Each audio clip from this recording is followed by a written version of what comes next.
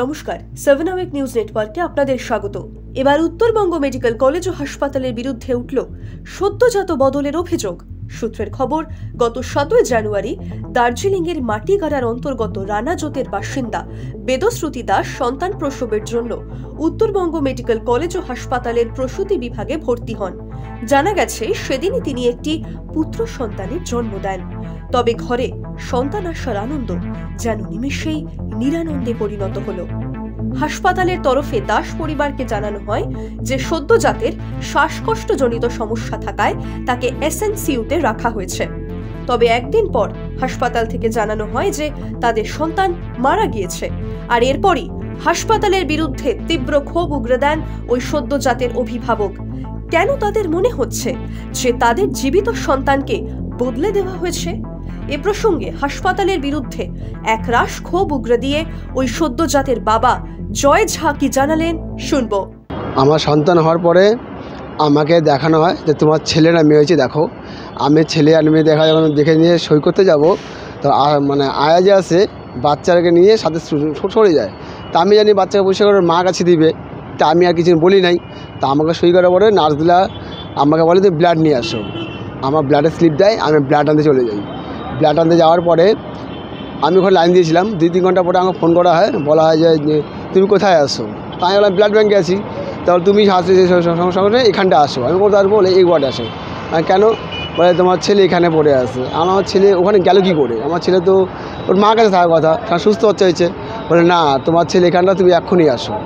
তা আমি ওখানে যাই, যাওয়ার পরে সই করি। সই করার পরে আমি আমার বাচ্চাকে একজন দেখতে চাই, কিন্তু আমি 1 ঘন্টাও দাঁড়িয়েছিলাম। আমার বাচ্চাকে একবার আমাকে দেখতে দেওয়া হয় না। আমি তো সোমবার দিন মা 2-3 বার দেখে আসছিল। ওর মা দেখলে বাচ্চা সুস্থই আছে। তারপরে হট করে মঙ্গলবার দিন সকালবেলা 10টা 7:30 আমার ফোন আসে, বলে যে তুমি কোথায় আসো, তাদের এখানে আসো। আমরা কী হচ্ছে? বলে তুমি এখানে আসো।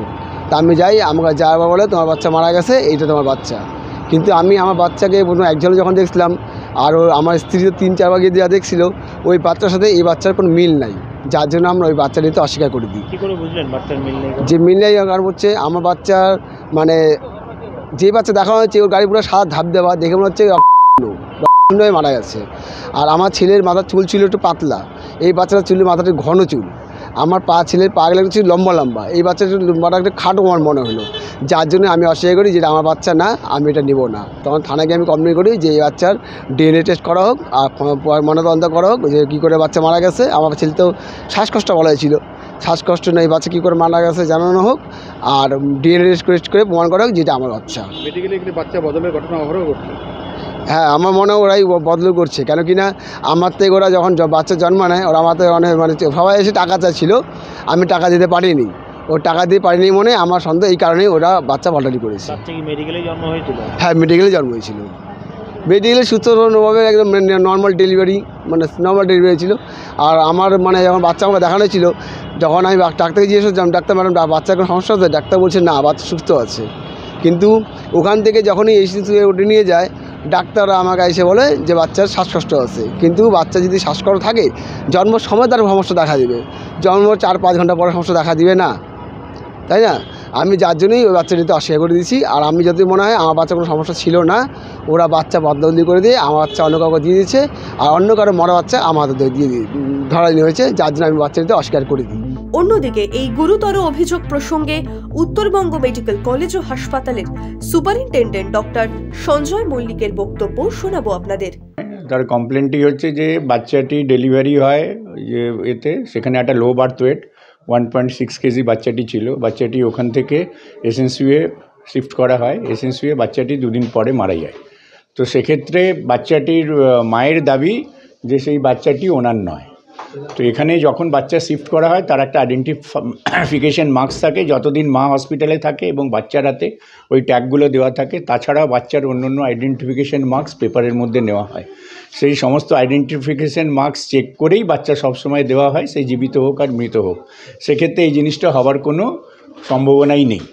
দ্বিতীয়ত, তারা যেহেতু কমপ্লেন করেছিল, সেখানে আমরাই সেটা বলছি, আপনি তাহলে পুলিশের ওটাকে ইনভেস্টিগেশন করুন। পুলিশ সেটা এফআইআর দর্জ করেছে এবং সেটা নিয়ে ওরা ওই মৃত শিশুটির তার ডিএনএ টেস্টিংয়ের জন্য তারা স্যাম্পল ফরেন্সিক ডিপার্টমেন্টে পাঠিয়ে। ইতিমধ্যেই গোটা ঘটনার তদন্তে নেমেছে পুলিশ।